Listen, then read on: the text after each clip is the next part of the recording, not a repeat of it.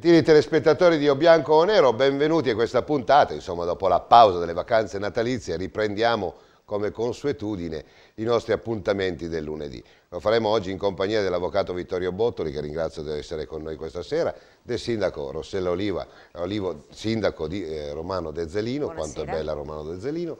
Grazie anche ad Alberto Pallotti di essere qua, consigliere nazionale, Associazione Nazionale Vittime della Strada. E grazie anche a te Gilberto Trevisan, sindaco di Rossano Veneto.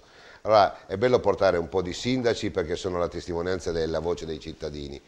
Però quest'oggi vorremmo parlare della nave della discordia, questo oramai che è diventato il leitmotiv degli ultimi 9 giorni, questa tragedia, avvocato, che poi ci saranno tante responsabilità, speriamo che si possa evincere, come diceva il comandante Stecchino, se non sbaglio, quale sia veramente il Schettino, quale sia veramente il colpevole. Sta di fatto che noi abbiamo preparato una copertina per chiarificare un po' quello che è il dramma di questa situazione della Concordia, perché la scatola nera non funziona, un impianto di videosorveglianza, e qua torniamo dove vogliamo arrivare noi, non si sa bene se abbia funzionato o meno, quando ci andrebbe veramente tanto poco per risolvere le cose in un nanosecondo.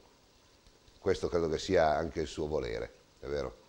Beh sì, io naturalmente, come al solito, per mia deformazione, per così dire, professionale, non mi sento di assumere immediatamente una particolare impostazione, perché soltanto coloro che conoscono esattamente gli accadimenti, le carte e quant'altro, e cioè gli inquirenti o gli avvocati, saranno in grado poi di...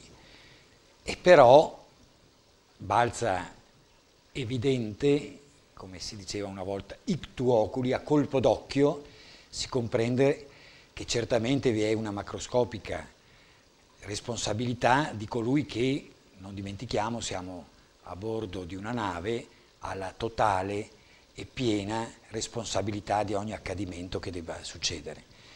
È altrettanto innegabile, fatto, quindi non opinione, al di là delle scatole nere o rosse che siano, che la nave ha colpito uno scoglio e che questi scogli non possono non essere segnati su ogni carta nautica che il comandante di una barchetta di 3 metri ha l'obbligo di consultare, ma a maggior ragione, io credo, colui che comanda un'imbarcazione su cui ci sono 5.000 passeggeri. Qua poi chiariremo. Quindi, non questo, è che può nascere dall'oggi all'indomani uno scoglio, ma lì sono i deliri di ma c'era la tradizione di, certo, di fare l'inchino.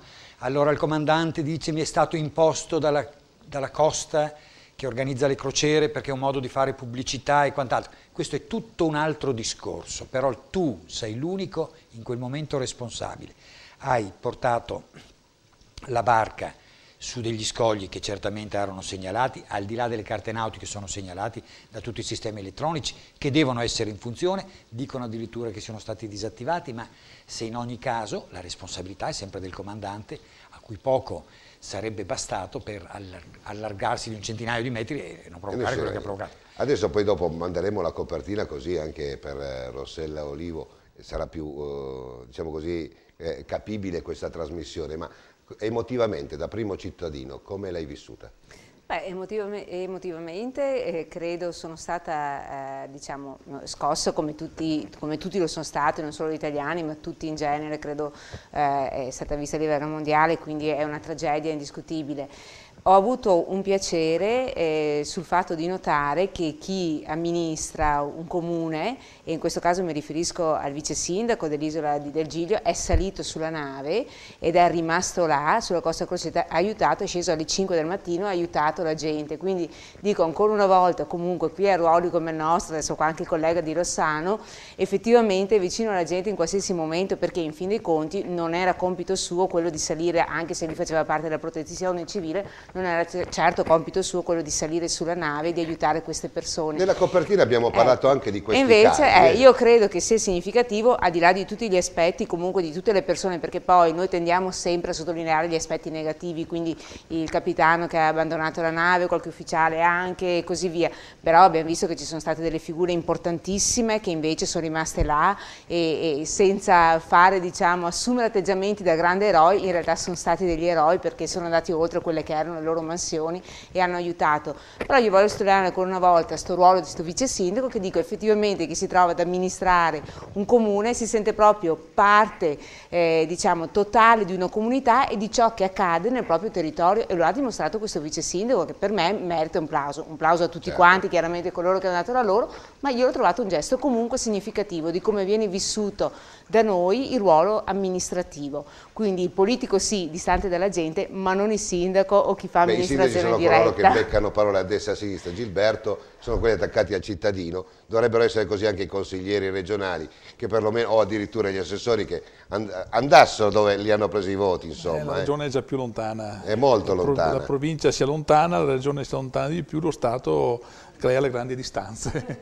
Grandi distanze. Tu emotivamente come l'hai letta? Ma io emotivamente da subito, naturalmente, io sono un uomo che va per mare, porto una patente nautica in tasca, mi piace l'acqua, mi piace il mare. Quando c'è uno scoglio che si avvicina c'è un bip bip che si Guarda, io oltre che insegnarmi su una semplice barchetta da divertimento come si fanno i nodi, una delle cose principali che ti insegnano è quella di dirti: guarda che nel momento che sali sopra una barca e porti delle persone a bordo, ricordi in quel momento tu sei il responsabile, tu assumi il ruolo di capitano, anche se nessuno te lo dice, purtroppo per la legge della nautica, per la legge della marina, tu diventi un capitano di quell'imbarcazione e hai dei poteri e hai degli obblighi e hai delle responsabilità. Dico soltanto questo, dall'inizio come l'ho vissuta, l'ho guardato con tanta curiosità, adesso c'è talmente tante informazioni in tutte quante le TV, dite la verità, e forse troppa informazione, si perde l'interesse di interessarsi, perché si fa confusione praticamente. Sono all'interno della copertina, poi dopo la lanciamo. Alberto,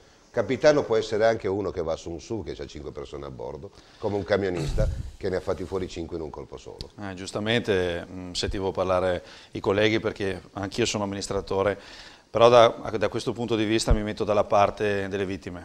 Purtroppo sì, si possono cercare responsabilità, certamente il comandante, certamente la costa, certamente il gesto dell'inchino, certamente i gesti valorosi della protezione civile, di tutti i soccorritori, però rimane in questo momento, io almeno che penso, il silenzio di questa gente che ha perso, si parla di 25, forse sono di più vittime, che non torneranno più a casa. E questo è il discorso. Io entro nella testa, perché sono vittima anch'io purtroppo, entro nella testa di queste persone che non vedranno più i loro cari tornare a casa, questa sensazione di vuoto, sì, poi vai a cercare le responsabilità, però comunque vada alla fine. Tutto si riduce a poco quando in realtà parliamo di una vita umana che è stata stroncata. Quindi noi possiamo stare qua a ragionare su tutto quello che vogliamo, però la realtà è che si sono perse delle vite umane, la cosa più importante, perché gli oggetti si possono riparare, ma le vite purtroppo in questo caso non tornano più dietro, senza contare i feriti, che magari ci sono stati dei disabili, anche dei che rimarranno disabili. C'è gente che porterà le conseguenze di queste azioni tutta la vita. Però quello che voglio dire io, che giustamente mi riallaccio col discorso di prima, è che differenza c'è tra il comandante di una nave e il guidatore di una macchina, un SUV, ma anche una normale macchina che ha la responsabilità dei propri passeggeri, ma anche la sua, anche la propria, e che magari va a schiantarsi con un'altra macchina. Ecco, per questi colpevoli che magari fanno dei gesti altrettanto pericolosi come quello che è stato compiuto sulla Costa Concordia, perché non dimentichiamoci che quello che è successo alla Costa Concordia non è un evento imponderabile, è successo un qualcosa per determinate responsabilità e le troveranno e li condanneranno. Però vedo una disparità, sì, ce lo auguriamo tutti, però vedo una disparità incredibile per quanto riguarda questo trattamento di questi crimini a quelli che succedono sulla strada, ovvero quelli sulla strada sembrano socialmente accettati, un tributo da pagare al progresso, alla circolazione dei veicoli. Di fatto quello che succede è che se uno invade una corsia perché magari era ubriaco, era magari sotto effetto di sostanze stupefacenti, piomba su una famiglia, ammazza 5 persone, non ha tutta la nazione contro, non viene messo agli arresti, non viene messo agli arresti domiciliari, non viene considerato tutto quello che ha fatto, non c'è una ricerca della scatola nera e rimangono 5 famiglie che dopo nei tribunali ancora sono più maltrattate di quelle che saranno queste famiglie qua, perché in realtà dopo la vittima ha sempre torto, ha sempre torto. In questo caso c'è un fervore popolare, un fervore dell'opinione pubblica, un fervore dei media che dà la possibilità anche di arrivare più vicini alla verità. Invece dopo, quando non ci sono queste situazioni qua, le famiglie comunque rimangono da sole. E si dimenticano. Vediamo la copertina insieme. Sì. Avanti con la copertina.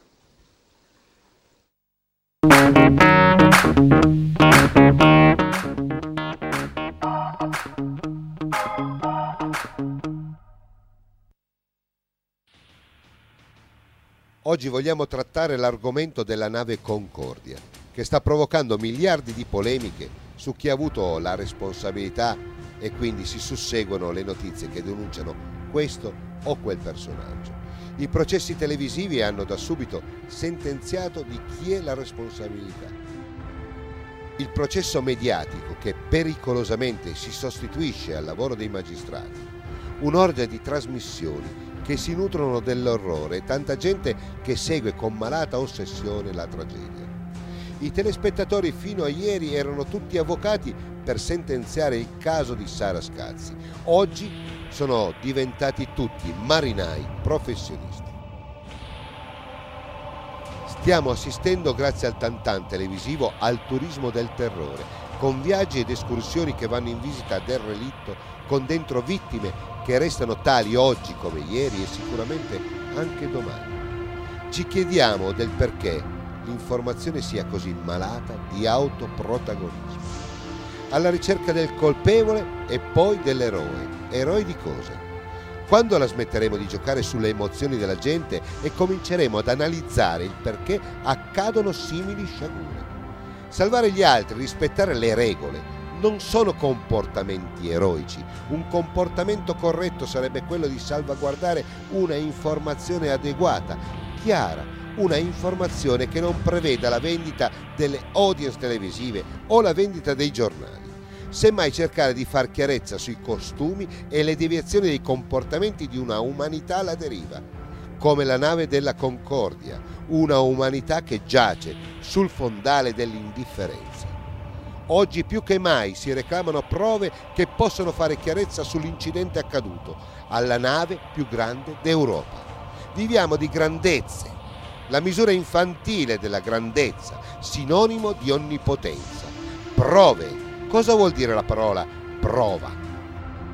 La prova inconfutabile di un'avvenuta infrazione può essere questa del disastro della nave Concordia, come può essere anche l'incidente stradale che di vittime all'anno ne fa più di 200 disastri della nave inaffondabile. Come può succedere che in una società che sta vivendo il terzo millennio non riesca in un nanosecondo all'identificazione del responsabile di un delitto? Un interrogativo che va chiarito subito, adesso e senza ipocrisia. La maggior parte dell'umanità ha bisogno di sapere perché accadono simili tragedie, oggi in mare, ma da sempre nell'era moderna, nelle strade di tutti i giorni, e non solo.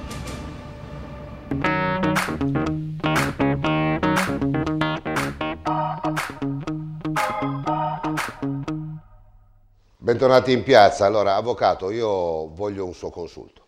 Guarda, io lo pago anche, ma faccia pro bono. La nave Concordia abbiamo detto che fa una grande audience, perché chiaramente l'attenzione è maggiore viste le dimensioni, ma se andiamo a vedere le dimensioni reali su coloro che sono vittime, insomma è un decimo, però il clamore è 100 volte superiore. Allora questo è un comportamento umano, cioè l'umanità è fallibile e poi dopo in qualche maniera ci sentiamo più protagonisti perché tutti parlano di questo evento con dovizia di particolari. Tanti giornalisti fanno anche i piacioni, nel senso che alimentano delle polemiche dove non ci sono, ma mi piacerebbe fare una chiarezza. Quanti morti all'anno ci sono vittime della strada in confronto a questo evento? Sì, certamente. Ovviamente questo episodio ha colpito l'opinione pubblica, diciamo, di tutto il mondo, perché sembra quasi un romanzo il fatto del comandante che abbandona la nave, quando tutti, anche i bambini, sanno della tradizione per cui il comandante, prima le donne e dopo i bambini, certo, prima le donne e i bambini e dopo il comandante è l'ultimo che deve lasciare. Il comandante era a terra, una cosa e l'altra.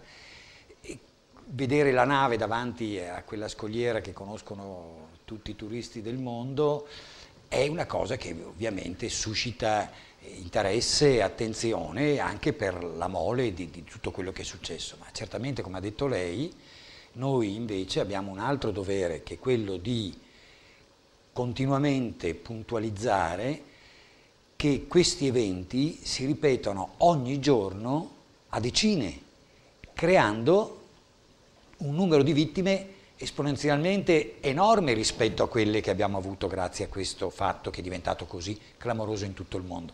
È su questo che noi dobbiamo, se siamo veramente diligenti e responsabili, porre l'attenzione, perché tutti i giorni noi sulle nostre strade assistiamo a questi tipi di tragedie, dovute alla mancanza di responsabilità, alla colpa e quindi alla negligenza, all'imprudenza, all'imperizia.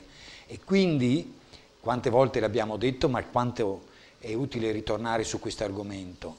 Tutti noi abbiamo una responsabilità, noi come genitori nei confronti dei figli, persone che fanno parte di associazioni hanno le loro responsabilità nel cercare di identificare e di capire. Gli amministratori che sono qui presenti, i sindaci hanno, a mio modo di vedere, l'obbligo di porre in essere quelle eventuali attenzioni che oggi la tecnologia moderna pone a disposizione per far sì che nel paese che loro amministrano questi eventi terrificanti, certo, per le conseguenze che avranno, possano essere, se non eliminati, il che è impossibile ovviamente, ridotti nella misura maggiore possibile. Alberto, io ho fatto un conto negli ultimi 9 giorni, da venerdì dove è successa la disgrazia fino ad arrivare ad oggi, e così su internet e in tutte le città un po' d'Italia, io ho contato fino adesso 40 morti, incidenti stradali, vittime delle biciclette, investiti, eccetera. La mia soglia di attenzione vorrei, grazie a un par di ciuffoli, ma purtroppo con questo evento, che non si abbassasse invece quello che è il livello di attenzione nelle strade, perché poi dopo là ce ne sono stati 40 e passa contati tout court, ma saranno sicuramente di più. Sono di più, ecco, di più. Per cui voglio dire, se la vittima, e poi voglio sentire anche i primi cittadini, è questa, vittime sono un po' tutti. Il camion in autostrada che ne ha falciati 5 giovani, 20enni, depotenziando una società, è quasi passata in secondo ordine, mentre dovrebbe farci veramente riflettere e arrabbiare moltissimo. Certo, certamente rispetto alla tragedia della Concordia sicuramente fa meno audience, colpisce di meno, è meno romanzato. Santa pazienza, ma un morto, uno che e questa è la realtà, che magari l'incidente stradale ha poco appeal nel fascino televisivo di un racconto, però la realtà è che la sostanza non cambia, gente che se ne va e che non torna più. Così come il grande clamore suscitato a eventi che sono diventati di dominio pubblico come Sarascazzi, come Cogne. Sì, in realtà non si capisce per quale motivo una ragazza che viene rapita e uccisa sia diversa da una ragazza che viene investita sulle strisce pedonali da uno che aveva bevuto e che non era neanche in grado di guidare. Sinceramente sì, certo, c'è della differenza, però comunque vada... non è percepibile da me che sto dalla parte delle vittime, comunque vada, ci vuole rispetto per tutti, ci vuole serietà per tutti e ci vuole attenzione per tutti, non si può dare attenzione solo ad uno e agli altri dimenticarseli. L'incidente gravissimo che c'è stato alla ThyssenKrupp con 6 morti è stato un incidente drammatico che è finito nelle aule dei tribunali, che ci sono stati risarcimenti importantissimi per le famiglie che non porterà indietro i loro cari, però c'è stata veramente una presa di posizione importante da parte dei massimi organi e una parvenza di giustizia in quel punto di vista, come punizioni severe. Insomma, hanno condannato l'amministratore, certo, a pene detentive importanti. Ecco, quello che mi domando io è possibile che questo trattamento non sia riservato a questa, venga banalizzato l'incidente stradale in questa maniera. Ecco, a livello culturale un primo cittadino si deve porre delle domande, anche perché i propri cittadini sono l'espressione di una nazione e l'Italia è un po' ciurla su questo, siamo sì, mezzi marinai, un po' cialtroni, ma poi dopo diventiamo anche grandi con grandi idee riusciamo a risollevare e risanare il nostro paese con l'inventiva e con la creatività. Non ti viene venuto il dubbio che se, tra virgolette, dovessero condannare uno Schettino o comunque un Misseri, questi escono fuori, cioè hanno risolto la loro vita, scrivono un libro, qualche ospitata nelle TV, le TV pagano anche per questi racconti, e allora questa umanità che giace dove va a finire? La forza dei mezzi di comunicazione, la forza del marketing, no? Che lo vedi, lo intravedi, gli esperti lo vedono dappertutto, può succedere anche questo. Questo è chiaro, lo vediamo già su altri avvenimenti successi nell'arco dell'ultimo anno, no? Stanno diventando eroi, persone che si sono macchiati di più ignobili delitti e scrivono il libro, diventano degli eroi e sono chiamati nelle varie trasmissioni. Ecco la trasmissione, la televisione che continua. E giustamente perdiamo di vista quelli che sono i veri e propri problemi, le cose che varrebbe veramente la pena di ragionarci sopra e riflettere. Prima guardavo il tuo filmato, per esempio, la tecnologia dovrebbe dare una mano a fare chiarezza. Hai fatto vedere delle immagini, no, della nave e poi hai fatto vedere degli incidenti, come li hai presi? Con delle telecamere che sono lì fisse, le hai recuperate da... Ecco, io penso che quel sistema ci dovrebbe essere allargato a macchia d'olio, se vogliamo sapere, se vogliamo informazione, soprattutto nel discorso della strada. Più immagini riusciamo a catturare, più immagini riusciamo a recuperare, più verso la verità riusciamo ad andarci. Invece, per carità, la tecnologia su quelle cose si sta un po' fermando. Io credo che ci sia un processo culturale, quello che ognuno di noi vuole sentirsi protagonista, quindi io adesso, sentendo anche le interviste del dopo tragedia, sono diventati protagonisti tutti, anche i bambini purtroppo, perché addirittura mi è capitato di vedere su dei telegiornali, quali io veramente mi dissocio completamente, intervistare dei bambini a nome dei genitori, bambini che vedevano comandanti dappertutto sugli scogli e quasi portati a testimoniare. C'è questa procedura medievale in qualche maniera. Non stiamo crescendo, Rossella. No, non stiamo crescendo per niente, secondo me anzi... C'è un imbarbarimento. E purtroppo, senza voler accusare il qua presente giornalista, che è molto bravo e serio nel suo mestiere, però purtroppo i mass media hanno una grossissima responsabilità su questo, perché effettivamente vanno a sottolineare e vanno a spettacolarizzare alcune cose che non è il caso, non portano a niente, non danno niente, e quindi è evidente che qua stiamo tornando indietro culturalmente. Allora, è pur vero che tanto più televisioni che sono a carattere commerciale, ma lo fanno anche le TV di Stato purtroppo, devono vendere il programma e quindi fanno vedere e dicono ciò che la gente vuole sentirsi dire e la gente vuole vedersi dire, però c'è anche un senso di responsabilità che si ha sotto questi aspetti, perché bisogna anche far crescere la gente, bisogna anche fare vedere le diverse facce della medaglia, bisogna creare un senso critico alle cose. Non mi è piaciuto assolutamente l'accanimento iniziale contro questo comandante che ha abbandonato la nave. Sono d'accordo con lei, tutte le responsabilità che può avere, non può avere, io non lo so, non mi è piaciuto perché comunque è una persona, se anche è colpevole, e questo noi non lo sappiamo fino alla fine, bravissimo, e questo vale per tutti, non va certo umiliato e gettato là all'agonia di chiunque, e questo vale per tutti. Un aggancio particolare lo vorrei fare a quanto detto adesso da un rappresentante delle vittime della strada. Io collaboro molto con la loro associazione, col coordinatore provinciale ovviamente, con l'Averda. Abbiamo fatto molte iniziative e sono d'accordo con lui, anche perché io comunque sono una di quelle famiglie purtroppo toccate e quindi vittima anch'io della strada. È veramente una cosa vergognosa come vengono trattati alcuni incidenti che diventano clamorosi, come può essere stato questo, e come invece viene data alcuna importanza ad altre cose che sono vergognose, rovinano famiglie, rendono invalide le persone, proprio stracciano la vita di un'intera famiglia, la trasformano, e questi non pagano nulla, nessuno dice nulla. Ma allora io dico, non è giusto mettere questa persona all'agonia, come non è giusto mettere nessun altro, perché chiunque di noi può sbagliare, chiunque di noi può commettere atti, io sono sempre comunque per la dignità umana, però chi sbaglia deve pagare, e purtroppo per quanto riguarda la strada noi abbiamo probabilmente un codice della strada che non è così chiaro, o meglio che lascia così grandi interpretazioni ai giudici, e poi io mi permetto di fare un affondo, ma lo faccio assumendomi tutte le responsabilità, i giudici di pace che, scusatemi signori, ma se uno commette un'infrazione non fanno altro che assolverlo. Io ho una sentenza in mano che la considero la più scandalosa di tutte e la cito sempre. Durante l'uscita delle scuole medie a Romano de Zelino c'erano i vigili che fermavano le macchine sulle strisce pedonali, il vigile si è messo in mezzo alla strada, ha fermato le macchine per far passare i bambini, una macchina è passata ad altissima velocità, gli è arrivata una multa perché hanno fatto tempo a prendere la targa, questo ha fatto ricorso al giudice di pace, il giudice di pace ha dato ragione a colui che ha fatto ricorso e ha costretto il comune a pagare le spese anche, dicendo che la velocità intanto è percettiva, quindi il vigile ha percepito quello che ha percepito e che comunque se questo non si è fermato probabilmente il vigile non era visibile.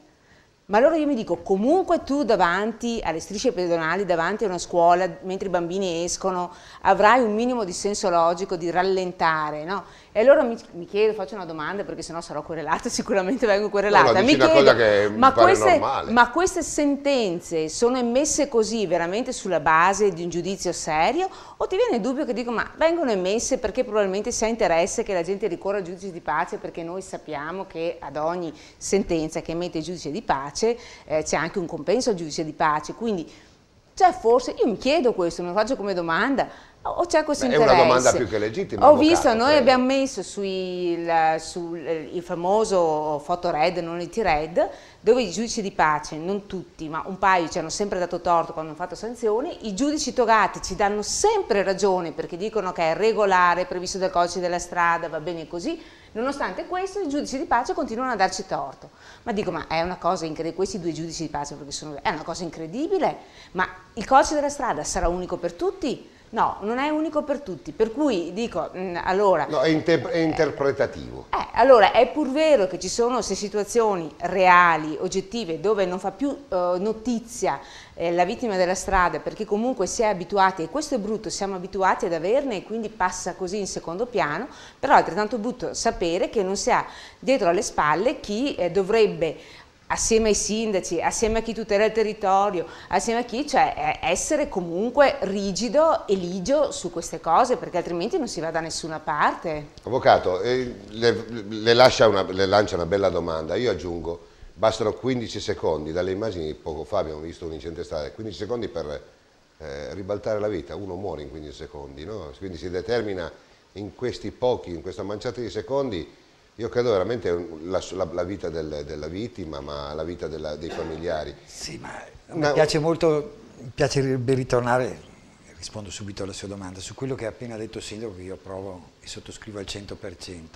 È un problema... Beh, se un avvocato sottoscrive... Insomma... No, ma è un problema che si stanno perdendo purtroppo i fondamentali per ciò che riguarda le responsabilità di coloro che sono amministratori oppure politici e che quindi agiscono non solo a nome per conto proprio, ma per conto degli altri.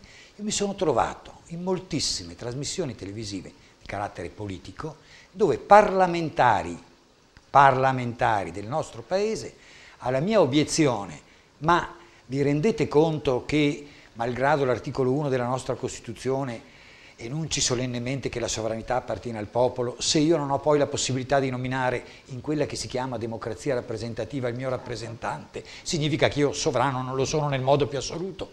Mi rispondevano, parlamentari, beh, ma dopo tutto con questo sistema abbiamo assicurato una maggioranza più coesa, i governi durano più a lungo rispetto a quando c'erano le persone.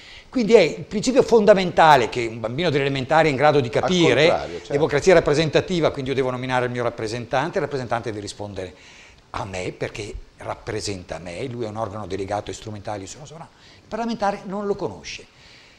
Abbiamo dei sindaci che non sanno, non si interessano se vi sono dei sistemi oggi particolarmente sofisticati che possono permettere di evitare quelle tragedie nei luoghi che amministrano. Ci sono persone che, sindaci, amministratori, comandanti della polizia urbana, che si dice, ma sapete che o non lo sanno, oppure alzano le spalle, oppure dicono ma i cittadini sarebbero scontenti perché pensano che noi vogliamo far cassa, e invece dimenticano i principi fondamentali per cui sono stati eletti. Si parla di fondamentali, il sindaco ce li ha appena riepilogati, dice io sono sindaco, mi sento una responsabilità, è fondamentale per chi opera nel diritto e che vi siano dei giudici che applichino la norma, perché parliamoci con estrema chiarezza, e lo posso dire dopo 40 anni di professione, il diritto è una cosa elementare e semplice. Negli stati più avanzati dal punto di vista democratico, le facezie, per così dire, del diritto, cioè le liti condominiali e qualsiasi altra cosa, non vanno mai in tribunale davanti al gran giurì, ci mancherebbe altro con i costi che hanno. Vengono decise nei paesi, nelle cittadine, da giudici che non sono neppure laureati in giurisprudenza, sono considerati dalla pubblica opinione come persone probe, oneste, perché il diritto è una cosa elementare, è semplice. Sono gli avvocati, sono i giudici che si godono, io dico che sono masturbazioni mentali a complicare ciò che è più semplice. Per cui è assurdo che laddove magistrati togati e quindi di esperienza hanno delle sentenze, si chiama giurisprudenza, che su casi parlano chiaramente, per cui sono ormai assodati le strisce, quindi la particolare prudenza, la scuola e quant'altro, e capita il giudice di pace che vuole essere più realista del re, ma io conto anch'io qualcosa, dimentica i fondamentali e si inventa quelle sentenze aberranti a cui faceva cenno il sindaco. Gilberto, da primo cittadino comunque, voglio dire, l'espressione del suo avvocato è giusta, ma non è che forse conviene complicare le cose piuttosto che renderle più semplici? Qualche volta succede anche questo, no, ma se c'è una complessità vuol dire che ci sono anche più ruoli, più personaggi che in qualche maniera lavorano e guadagnano anche soldini. Ma sicuramente anche così, purtroppo succedono queste cose.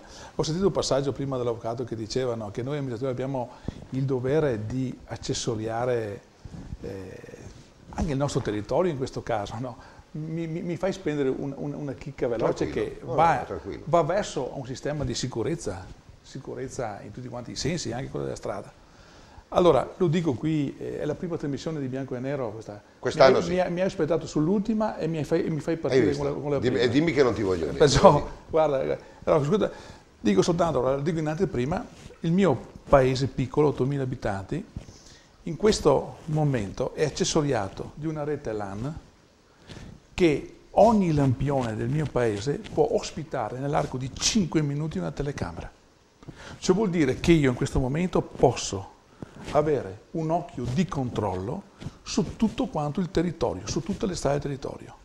Ecco, ci ho lavorato 2 anni, ho spinto anche perché qualcun altro arrivasse là, e qui mi testimonia il mio collega, no, che ho fatto delle riunioni con tutti i 28 sindaci del Spieghiamolo bene alla cittadinanza, ecco, cosa vuol dire. dire. E gli abbiamo regalato questa genialata, io la chiamo, la genialata, quella che rende i lampioni intelligente, per poter andare anche verso questa direzione. Creare quella sicurezza, ma soprattutto qualcosa che cattura le immagini, che rispondiamo a quello che alla fine i carabinieri, quando arrivano in un luogo incidente, dicono: ma c'è qualche telecamera che ha visto qua, c'è qualche banca? Sì. E vanno a pescare l'immagine della banca. Allora, abbiamo la possibilità, magari investendo i soldi delle sanzioni, di comprare tante telecamere dove c'è la possibilità di dire: ho tanti occhi distribuiti nel territorio che vanno a immagazzinare dati in una centralina, che quando succede qualcosa non faccio altro che andarle a prelevare e vedere cosa è successo. Non mi serve l'immagine in diretta, ce ne sono, io nel mio paese ne ho che vedo le immagini reali proprio nel momento che accendo il computer, ma non serve, basta che ci sia qualcosa che va a memorizzare. E se succede appunto l'incidente della strada dove ci sono i dubbi, ecco che questo grande occhio a livello generalizzato, ripeto, un sistema che serve per risparmiare energia elettrica perché abbassa il 40% di consumo, ma oltre a quello dà altri servizi, questa generata del lampione. In questo caso parlo di un occhio che continua a guardare, potrebbe tenere sotto controllo quello che è la sicurezza, soprattutto quando succede. E poi parliamo anche di quelli che no, io li vedo lì che tu hai montato un filmato, ti sei servito di alcuni incroci che sono dotati di telecamera, altrimenti non sei stato lì ad aspettare l'incidente. Telecamere innovative, chiaro, logico. Allora, io ne approfitto di questo per dire, è verso quella direzione che dobbiamo andare, ma veramente deve essere in tanti, perché se tanti la pensano così, si crea anche poi la cultura. Che abbiamo il controllo generale di tutto, è la massima aspirazione di un amministratore. Un po' di pubblicità e poi dopo riprendiamo con te, Alberto.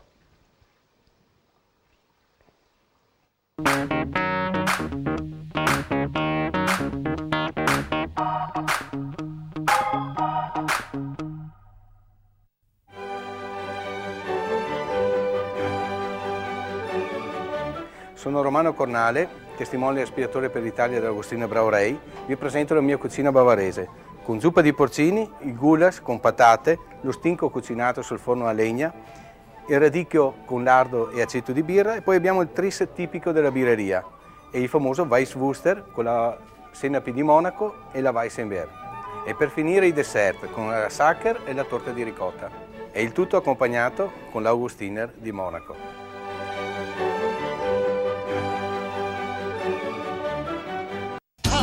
Centro Revisione Autofficina Sandri è specializzata in revisioni di autocarri fino ai 35 quintali e oltre i 35 quintali, con tecnici specializzati e attrezzatura d'avanguardia.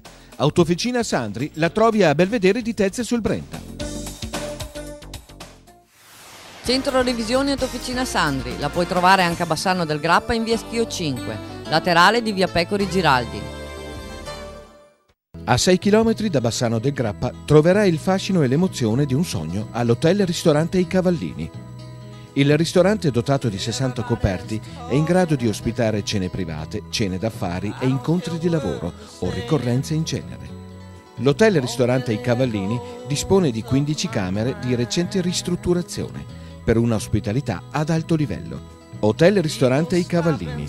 L'eleganza, l'armonia e lo stile sono accompagnati da un raffinato servizio. Hotel ristorante I Cavallini, via Trento, Solagna, Vicenza.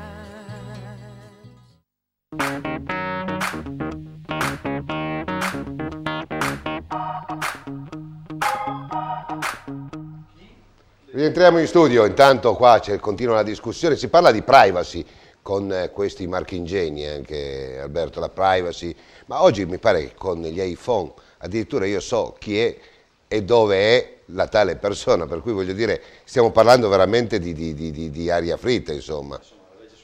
Da un lato è stata utile certamente, da un altro lato ovviamente, come tutte le cose, ha dato luogo a degli abusi. Nel senso che per me non c'è privacy quando si va a incidere sulla sicurezza delle persone. Non ci deve essere per me la privacy quando c'è un'attività a rischio. Possono venire qua a sindacarmi di qualsiasi cosa. Un conto è la sfera privata dell'individuo, un conto è la sfera privata dell'individuo che va a collidere con le sfere private degli altri individui. Per me lì la privacy cessa. Possiamo stare qua a discutere neanche 10 anni di questa cosa non cambierà la mia idea. Quindi dico questo, se la ripresa, se una documentazione video mi può andare a risolvere o comunque attenuare una problematica enorme che noi abbiamo sulle strade oggi, è una guerra a tutti gli effetti. I numeri magari voi non li avete citati prima, ve li cito io, ci sono più di 5.000 morti, 5.000 morti vuol dire circa 12.000 coma irreversibili l'anno, vuol dire che sono 12.000 persone che non tornano più, vegetali, gente che non è che è possibile avere anche un rapporto, che dopo un po' di anni vanno o a stabilizzarsi e rimanere così o a morire. Quindi sono circa 17.000 persone che se ne vanno, facciamo 20.000 che non tornano più dagli incidenti stradali l'anno. Per me io la chiamo guerra, non c'è Afghanistan, non c'è Iraq, non c'è nessuna guerra nei paesi del mondo ci sono 1 milione di morti per incidenti stradali. Siamo a livello della fame, cioè stiamo a livello che sotto i 35 anni è la causa di morte più frequente dei paesi industrializzati. Vuol dire che un bambino oggi ha più probabilità di morire in un incidente stradale che in qualsiasi altra patologia, tumori, leucemie, malattie, e questi sono dati di fatto, ok? Allora, quando si tratta di una problematica del genere, secondo me, cioè la privacy arriva un attimino dopo, in secondo piano, rispetto a quella che è per me la sicurezza. Poi c'è anche da contare una cosa, secondo me, importante da sottolineare, che l'animo umano, il cervello umano, se guidato in un certo modo, rende bene. Perché vi facciamo un esempio, noi nel comune del Veronese, che hanno fatto un copia e incolla dei sequestri di questi semafori che potevano dare adito per una certa tecnologia a delle infrazioni contestabili, che erano le foto quando si passava al giallo, perché non si riusciva ad avere la percezione di giallo rosso, è vero, poteva dare luogo a dei malintesi. Invece c'era un'altra tecnologia molto importante che effettuava un filmato.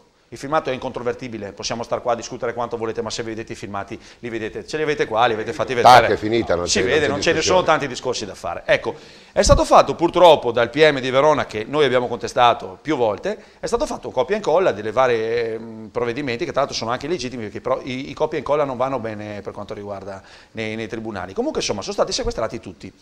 Io avevo i dati in mano delle infrazioni commesse. Le infrazioni commesse, se il primo mese erano circa 8.000 passaggi col rosso, nei vari comuni dove erano stati installati, dopo circa un anno erano diventati 100. Vuol dire che le persone, un po' alla volta, instradati, hanno capito che i furbi non potevano farlo. Hanno colpito che i furbi non andavano, hanno capito che i furbi non andavano, e allora a quel punto hanno cercato di mettere, giustamente di premunirsi, ha detto, oh ragazzi, piano, perché qua prendiamo la multa, e hanno capito, di fatto, gli incidenti sono stati azzerati, praticamente, perché sappiamo, ed è questa una cosa importante da specificare, che l'intersezione stradale, il luogo dove c'è il semaforo, è il punto più pericoloso d'Italia, non c'è autostrade, non ci sono strade extraurbane, è lì che succedono il grosso degli incidenti, col grosso dei feriti. Ecco, questo è il discorso. Noi andiamo a che fare? Poi sono stati fatti i sequestri, io come vittime della strada, noi come vittime della strada siamo tornati con le telecamere, abbiamo filmato 6 ore di passaggi di rosso, perché la gente comunque aveva ripreso a passare con rosso, e abbiamo ricontato le famose 8.000 infrazioni. Ci siamo messi nei vari comuni e abbiamo visto che erano ritornati alla vecchia situazione. Questo ha dello scandaloso. Con i vecchi incidenti. Allora, di fatto, quel provvedimento che per la privacy oppure per vedere le infrazioni è andato a minare quella che è la sicurezza stradale. Tenete conto che in quei punti dove sono stati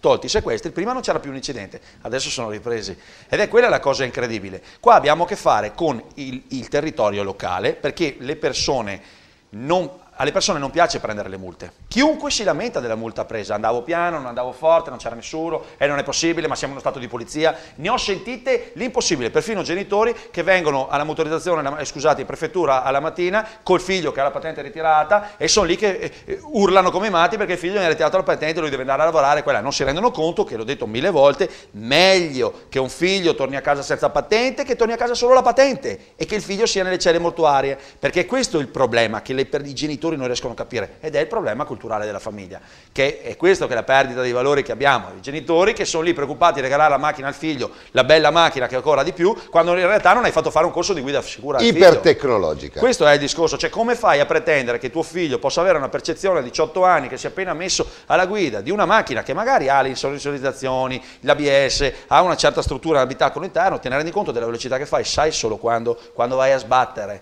Non ci sono altre situazioni che possano portarti a capire che stavi andando veloce, solo quando perdi il controllo del veicolo. Perché Rossella. Sì, io volevo solo fare un'aggiunta a quanto detto adesso dal rappresentante delle vittime della strada, discorso, perché no, a me appassiona, perché appunto dico, io purtroppo ho una famiglia colpita da questo, quindi è chiaro che lo senti, ma però lo sento anche con senso di responsabilità, perché nel mio territorio comunale incidenti ce ne sono stati anche di gravi, tanto più in questo incrocio semaforico dove abbiamo messo questo strumento. La cosa scandalosa è che una volta che i giudici di pace si sono accorti, si sono resi conto che i giudici togati danno tuttora sistematicamente ragione a noi, allo strumento posto, perché dicono è legittimo, va bene così, adesso hanno inventato un'altra cosa, accompagnati, e qua faccio un altro attacco, ma io lo faccio con la schiettezza che ho sempre avuto e mi assumo la responsabilità di quel che dico e quindi anche di un'eventuale querela, dall'associazione dei consumatori, nel caso nostro da Tognoni, perché è rappresentata da Tognoni, dove adesso sostengono, beh sì vabbè, lo strumento va bene, però manca il famoso studio di fattibilità sull'incrocio semaforico, che è previsto, non so da quanti anni, ma che una volta, quando ad esempio l'incrocio di Romano Zelino famoso in cui c'è questa cosa, quando è stato fatto, allora tra l'altro strada prima ANAS, poi provinciale, eccetera, non era assolutamente previsto. Quindi adesso non dicono più lo strumento posto è illegittimo o non va bene, dicono ma non c'è uno studio di fattibilità sull'impianto semaforico. Ma quel che dico io, ma è importante che la persona sia passata col rosso e quindi abbia messo a rischio la vita degli altri, o è importante il studio di fattibilità di questo incrocio semaforico una volta che io ti dimostro che questo è passato col rosso? Prima cosa. Seconda cosa è una scusante ingiustificabile, perché come dire, Adesso, come il mio comune, in zona sismica, tutte le case che non sono state costruite con il sistema antisismico dovrebbero essere abbattute, cioè è la stessa cosa, vorrà dire che da quel momento in poi dovremmo fare tutte le cose per bene come la legge lo prevede, ma allora non era previsto, e lo scandalo è questo, accompagnato da chi? Dall'associazione dei consumatori, che mi chiedo, l'associazione dei consumatori lo fa per il bene del consumatore o lo fa perché nel momento in cui va a fare il ricorso deve farsi la tesserina, e mi assumo la responsabilità di quello che dico, non voglio assolutamente che venga data a te, e deve fare la tesserina e pagare i 10, 20, 50 euro, quello che deve pagare perché si è tutelato poi dall'associazione dei consumatori, perché anche questi si mettono su e hanno una grossissima responsabilità, perché qua vuol dire che io che faccio il furbo e passo col rosso so che ho da una parte il giudice di pace, dall'altra l'associazione dei consumatori, che trovano tutti i sistemi, e poi qualcuno ti dice è vero che sono passato col rosso, però io quel semaforo lo conosco, so anche i tempi, e poi avevo fretta, avevo il bambino da prendere a scuola, avevo la visita del dottore, mi ero preso in ritardo qua, perché poi le giustificazioni sono queste. E l'altra cosa che sottolineo, e questa va sottolineata ad alta voce, mai nessun cittadino di Romano che ha preso anche la multa, perché qualcuno l'ha anche presa di Romano, ha mai contestato il fatto che ci sia questo sistema. Vuol dire che la gente ha capito che crea sicurezza, e incidenti da quando è stato messo quel sistema su quell'incrocio non se ne sono più stati, non si sono più verificati. Questo ha ragione quello che diceva prima, appunto, non mi ricordo il nome, scusami, Alberto, che è la verità. La gente quando la tocchi nelle tasche, poi purtroppo, e quello è brutto, lo devi toccare nelle tasche perché si renda conto della sua responsabilità. Il problema è che sulle tasche ce li mettono troppi le mani. Io mi so di fare un intervento, però, perché su queste cose, quello che tu hai detto è sacrosanto, vero, e non lo metto in dubbio. Però da amministratore io conosco anche, non conosco il semaforo del tuo paese, conosco anche di una categoria di amministratori che sono usciti, che giocavano sul fatto del semaforo, il fatto di dire se un impianto è installato in maniera regolare, quei tempi tecnici regolari, dai gli spazi al guidatore di arrivare in maniera regolare, avere i suoi tempi di reazione, di capire come funziona il giallo, di capire quando scatta il rosso. Purtroppo, l'altra faccia della medaglia, abbiamo trovato che cattive gestioni usavano questo espediente per giocare sul giallo. È chiaro che quando tu giochi sul giallo e non hai tempi tecnici che ti permettano di reagire in maniera regolare, corri il rischio che passi con il rosso. In quel momento lì sei passato con il rosso, però è anche vero che l'impianto non ti ha gestito bene. I centroni ci sono sempre dappertutto. Allora, dobbiamo fare queste distinzioni. Allora, impianti regolari va benissimo, se qualcuno gioca per far cassa non mi sta più bene, perché faccio l'amministratore, capisci? Io credo che ne siamo già usciti, perché io, nei 10 anni in cui ricoprì il prestigioso, non per il fatto che lo ricoprivo io come incarico, ma perché effettivamente era molto importante la funzione di difensore civico della Regione del Veneto, e quindi di colui che tutelava gratuitamente, tempestivamente, senza i lacci e i lacciuoli, le procedure della giustizia ordinaria, i cittadini nei confronti di abusi o disfunzioni della pubblica amministrazione. Mi trovai all'inizio a essere interessato da decine di ricorsi di cittadini fatti al mio ufficio, che lamentavano appunto quello che ha appena detto il sindaco, e cioè hanno fatto dei trabocchetti e un semaforo, e la cosa ovviamente mi coinvolse, mi interessò, perché era la mia funzione, tutela nei confronti della pubblica amministrazione. Oltretutto io sono di Verona, queste cose succedevano a pochi chilometri, comune di Illasi, con un sindaco molto noto, Trabucchi, figlio del grande Trabucchi, docente universitario, quello che scrisse il famoso trattato di istituzione di diritto privato su cui hanno studiato intere generazioni. La cosa fece clamore. E io me ne occupai, e in effetti c'era questo problema, l'ha appena detto il sindaco, basta fare il giochetto e tutti cadono nella tagliola. Allora venni invitato da un sindacato di polizia a un convegno molto importante della durata di 3 giorni, e mi si chiese di fare da relatore su questi temi. Iniziai a studiare ancora di più l'argomento. Era presente il capo della polizia Manganelli, ebbe molto successo, e uno dei 3 giorni dedicati al convegno erano dedicati allo studio e alla visura di queste nuove sofisticate attrezzature dell'ultima generazione, che superavano totalmente il problema. Perché? Mentre prima era una fotografia e quindi si poteva fare il giochetto. La fotografia di per sé è sempre equivoca. Io già feci, mi scuso se qualcuno l'avrà già sentita e mi devo ripetere, ma è delle volte necessario.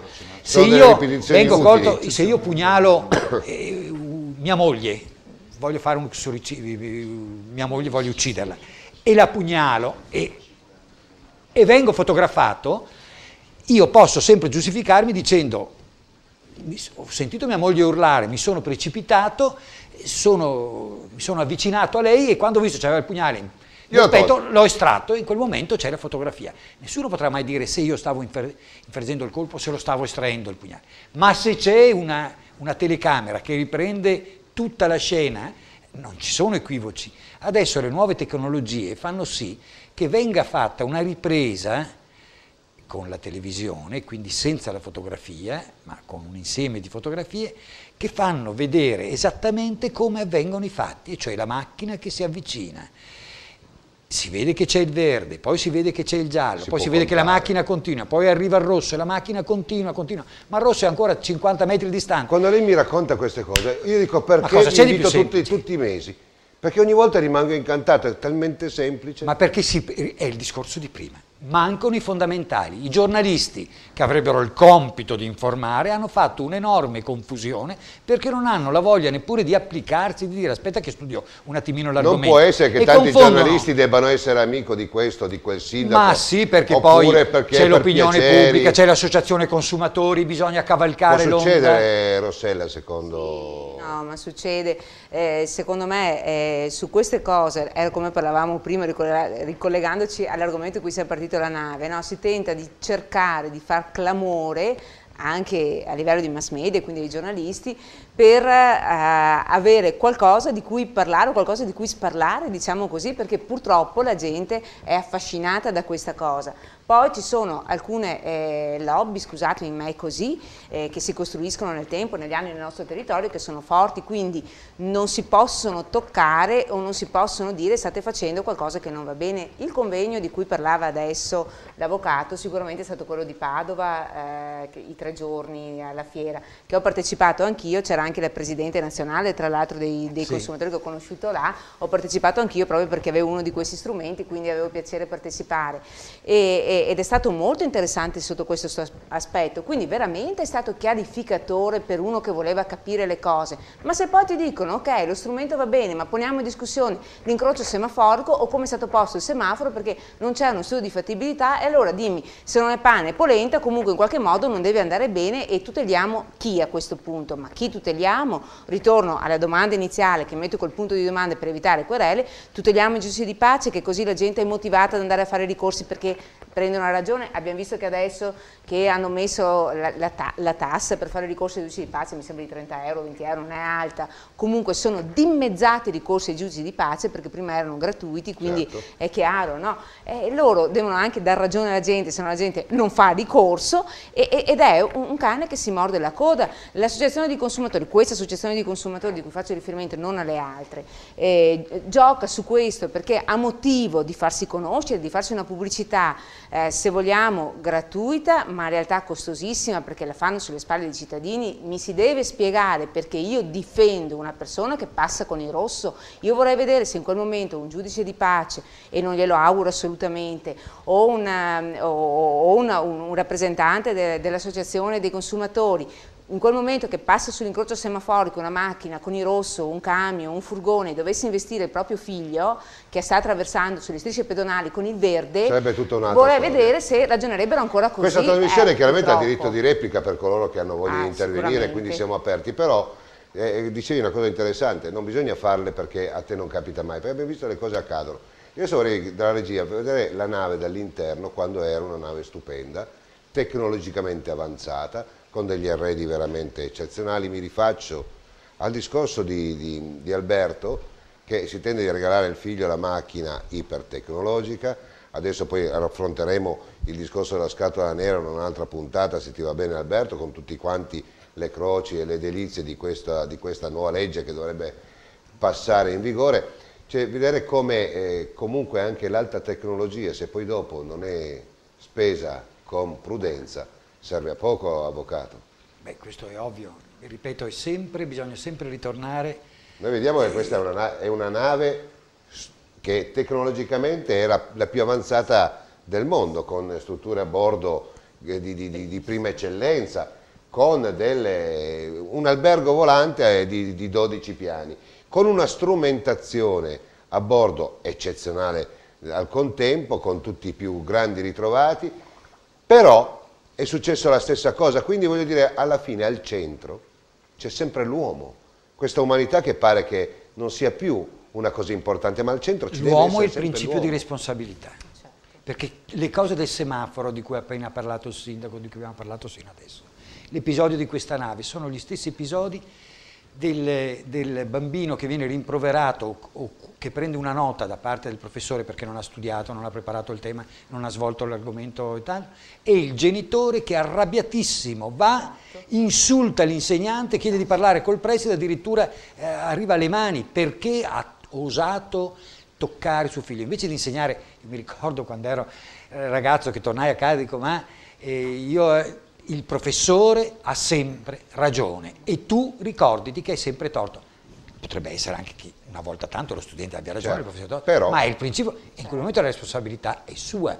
E quindi se uno però dimentica questi principi fondamentali, i principi della responsabilità, insegna a tuo figlio che l'insegnante va rispettato e che ha ragione, il comandante della nave deve essere responsabile, il conducente dell'autovettura deve essere molto attento perché mette in pericolo non soltanto la sua vita, ma soprattutto quella degli altri o dei trasportati.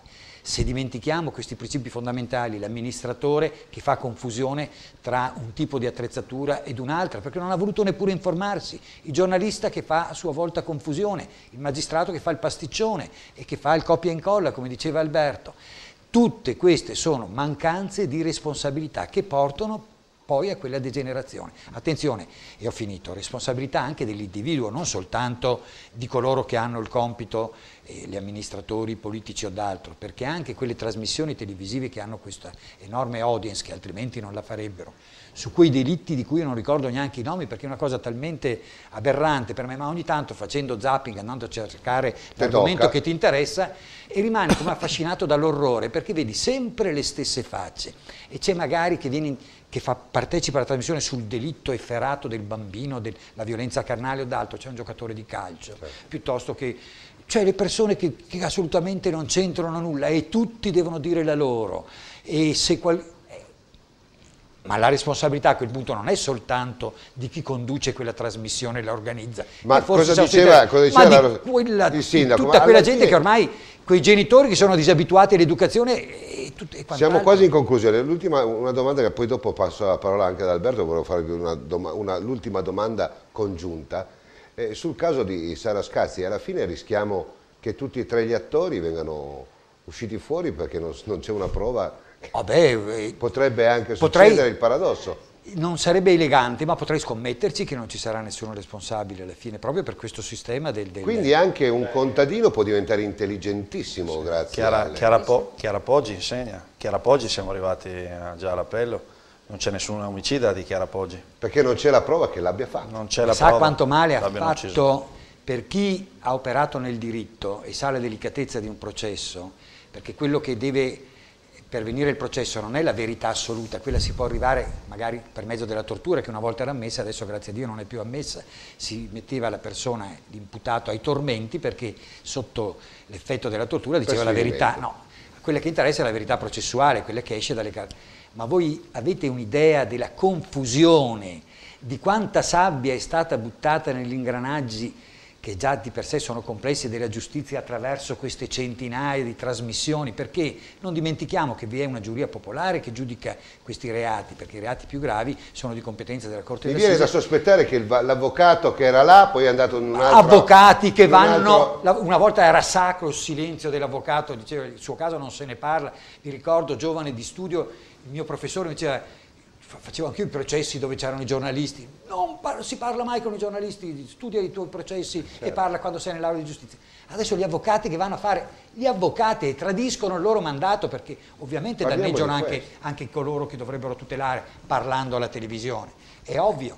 e tutti che fanno i giudici, tutti che fanno gli avvocati, una confusione enorme. Poi quando si va davanti al vero processo, dove ci dovrebbero essere coloro che gli stessa giuria popolare è influenzata da centinaia di ore di trasmissione, dove tutti di più raccontano stupidaggini. Ma io mi sto chiedendo, ma quanto è difficile è riuscire a dimostrare come veramente stanno le cose? No, non è difficile, io credo che sia facilissimo, ma ci guadagnano in pochi. Io faccio l'amministratore e da amministratore finisco sulle aule dei tribunali perché qualcuno mi ci porta anche per ragioni politiche. Certo. Sa qual è il pensiero più grande che io ho? Sì. Io lo dico chiaramente da qui davanti a tutti. Non sono mai certo di essere riuscito a fargli capire al mio avvocato qual è la verità, perché mi dice guarda domani vieni che mi devi parlare, io credo di andare lì e parlare per mezz'ora per fargli capire, dopo 5 minuti dice basta così, io esco dallo studio del mio avvocato e dico ma come avrà fatto capire su quei 5 minuti che ho parlato qual è la verità? Sì che io affronto il processo e ho sempre il timore, la paura addosso che non si arrivi a capire come veramente stanno le cose, perché io stesso non ho avuto i tempi tecnici magari per spiegarle bene al mio legale. Ragazzi, non è l'ultima puntata, possiamo riaprire un'altra puntata a parlare di questo. No, volevo un attimo chiudere perché secondo me va fatta un attimino di sintesi. Tutti i discorsi che vanno dalla famiglia, il comportamento dei singoli, secondo me sono importantissimi. Si può fare molto nelle scuole, parlando con i ragazzi, educando i propri figli. Però ragazzi, non dimentichiamoci che sulle strade c'è un'emergenza vera. Si muore veramente ogni giorno. Mentre abbiamo fatto questa trasmissione sono morte sicuramente diverse persone. Questo non è una cosa che può essere fermata nel breve. Va ingenerato in chi guida una costrizione alla massima attenzione.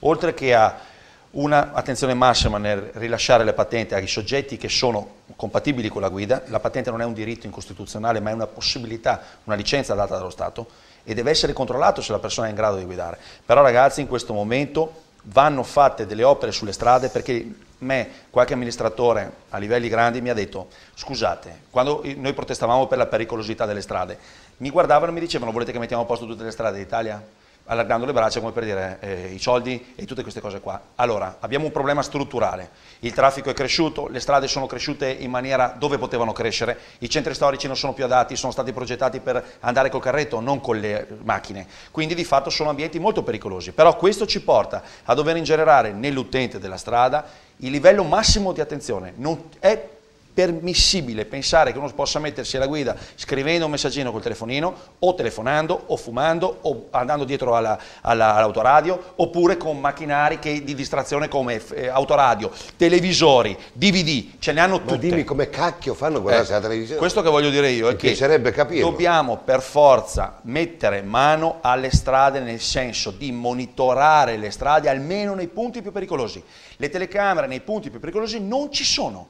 Sì, ce ne sono per un 10%, perché costano il mantenimento, non si sa. Ok, lì devono essere fatti gli investimenti, perché è lì che puoi ridurre, come diceva giustamente il sindaco, come diceva l'altro sindaco, come diciamo noi, perché io ho i dati in mano. Noi ragazzi, io vengo dalla strada, noi veniamo sulle strade, noi andiamo a fare i controlli, ci mettiamo a fermare le macchine quando fanno delle infrazioni che non possono essere fermate. Ci sono dei punti che non sono soggetti, la gente fa delle scorciatoie ogni tanto, vengono messi i divieti, vengono tollerati e proprio lì succedono gli incidenti, perché si fa la doppia linea continua per risparmiare 4 giri che devono fare il traffico e nessuno ti vede. La soglia dell'attenzione cala. Sì, ma lì muoiono le persone, lì la gente non torna più a casa. Ecco, solo che quando vai a protestare con l'amministratore ti dice ho capito, ma non possiamo mettere una pattuglia lì tutto il giorno che controlla, giusto? Allora fatemi vedere il resoconto delle multe che avete fatto. Le multe sono, ne abbiamo fatte 12 all'anno. Ho capito ragazzi, ma fanno 100 infrazioni al giorno, non 12 all'anno. Però cosa volete? Abbiamo gli incendi, abbiamo questo, abbiamo le belle scuole che escono, giustamente. Ok, mettiamo delle telecamere per monitorare, mettiamo delle situazioni, va monitorato, perché va ingenerato nella gente che la strada non è un luogo dove si può giocare. È un luogo pubblico. No, ma è un luogo pericoloso. Cioè è come quando tu maneggi degli esplosivi. Quando salta in aria la fabbrica, vanno là e gli dicono ma cosa avete fatto ragazzi? Cioè, giustamente c'è la condanna, la Concordia va dentro uno scoglio, oh ragazzi ma stai manovrando una nave da 5.000 passeggeri, non è che puoi andare lì a fare gli inchini e a far salutare, cioè non puoi avvicinarti alla costa, giusto? Non diamo la responsabilità come non stiamo dando... a un uomo solo che credo di essere no, ma però nel discorso del complesso, però stai facendo una cosa pericolosa, invece la macchina viene percepita come per dire ma sì, anche se non metto la cintura è lo stesso.